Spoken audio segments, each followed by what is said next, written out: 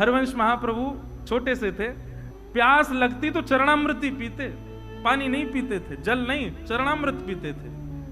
भूख लगती तो मैया से कहते जल्दी भोग लगाओ, मुझको भूख लगी है। मैया कहती तू खा ले कुछ, बोले नहीं पहले भोग लगाओ। किशोरी जी ठाकुर जी भोग पालेंगे तभी पाऊंगा, नहीं तो भूखो रहूंगा।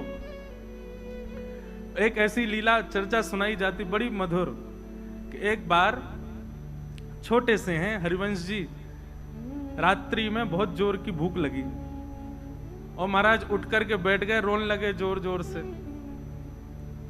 रोते रोते मैया से कहे, बोले मैया मुझको भूख लगी, कछु पवाओ। पिताजी मुझको भूख लगी, कुछ खिलाओ। जैसे आजकल के बालों को कुछ भी दे दें तो ऐसे ही कुछ ले आए, बोले लो खा लो। बोले नहीं पहले भोग लगाओ। माता जी पिताजी बोले रात के 1:30 बज रहे हैं, 2 बज रहे हैं। अब उस समय घड़ी तो नहीं होगी, पर हाँ ये कही होगी अर्धरात्रि हो रही लाला, ठाकुर जी शयन कर रहे हैं, उनको उठा के भोग कैसे लगाए। बोले नहीं नहीं नहीं मुझे तो भूख लगी है। अब बोले इसको भूख लगी है, ठाकुर जी को उठा नहीं सकते, खाएगा भोग ही। दूध ला करके रख दिया, बोले ले इसको पी ले। महाप्रभु बोले नहीं पहले ठाकुर जी का भोग लगाओ। ठाकुर जी का यदि भोग नहीं लगा होगा तो ग्रहण नहीं करेंगे। रोते रोते रोते रोते खूब समय बीत गयो। पिताजी माताजी भी परेशान, बोले सोनी नहीं दे रहा, क्या करें, खा कुछ रहा नहीं है, पी कुछ रहा नहीं है, भोग लगा के ही पाएगो। आहा, महाराज श्री हरिवंश जी की रुदन सुनकर के सेज पर पौड़े भय ठाकुर जी उठ गए और उठ करके श्री जी को उठा रहे, बोले श्री जी उठो। सेवा के राधा मोहन जी।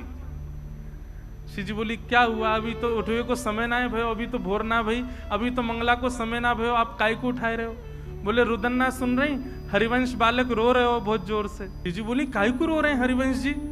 बोले भूख लगी है। अब वाको तो नियम है, वो तो हमारो ही शीत प्रसादी पावे, हमारो ही चरणामृत ग्रहण करे, हमारो ही चरणोदक प्राप्त करे, वाके अलावा तो कुछ लेवे ना। अब रात्रि में बालक छोटो भूख लगी आई है।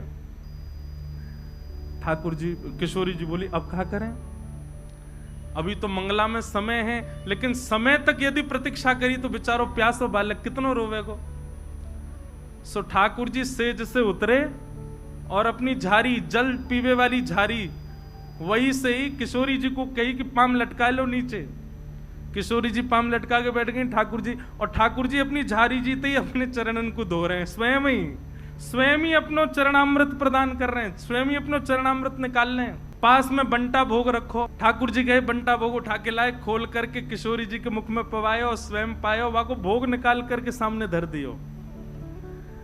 आज ठाकुर जी और किशोरी जी ने अपने आप ही श्रृंगार कर लिया, अपने आप ही एक दूसरे को सुंदर भाव सजा करके और सेज पे ही दोनों बैठ गए। 3 साढ़े 3 बजे जो समय हो तो सुबह मंगला करवे को श्री व्यास मिश्र जी तुरंत गए मंदिर में जाकर के कपाट खोले, और जैसे कपाट खोल करके देखी तो कहा पाए ठाकुर जी तो बैठे हुए हैं, अपने आप ही टेढ़ों से श्रृंगार कर लिया है, यहाँ तक कुंडल भी उतर रहे हैं, थोड़े थोड़े वस्त्र भी उधरे उधरे से दिख रहे हैं, और तभी कहा देखो नीचे पात्र में चरणामृत भी रखो है, चरणोदल भी कर दियो है, और पास में बंटा जी भी खुले हुए हैं, दोनों की दतुइयां लगी भैया, नेक नेक पाए लियो है। आहा, ये दृश्य देख करके व्यास मिश्र जी तो आनंदित हो गए। तुरंत गए और जाकर के चरणामृत और भोग ले जाकर के हरिवंश बालक को प्रदान किए, तुरंत पा लियो। पा करके बालक तो सो गयो, लेकिन माता पिता दोनों नेत्र सजल और ठाकुर जी को देख रहे हैं कि हम तो विचार कर रहे हैं ठाकुर जी को कैसे उठाएं, पर हरिवंश जी को रुदन सुनकर के ठाकुर जी स्वयं उठ गए, स्वयं अपनो चरणामृत निकाल लियो, स्वयं अपनो श्रृंगार कर लियो, स्वयं भोग लगा के और स्वयं तैयार है के सेज पर विराजमान है गए। वादना श्रृंगार नहीं भयो, वादना मंगला आरती ना भई। बोले क्यों, आज ठाकुर जी ने अपनी मंगला खुद ही कर ली है। क्यों, हरिवंश जी को भूख लगी है। किस लिए? क्योंकि उनका नियम है कि वो ठाकुर जी के प्रसाद के अलावा कुछ नहीं पाते।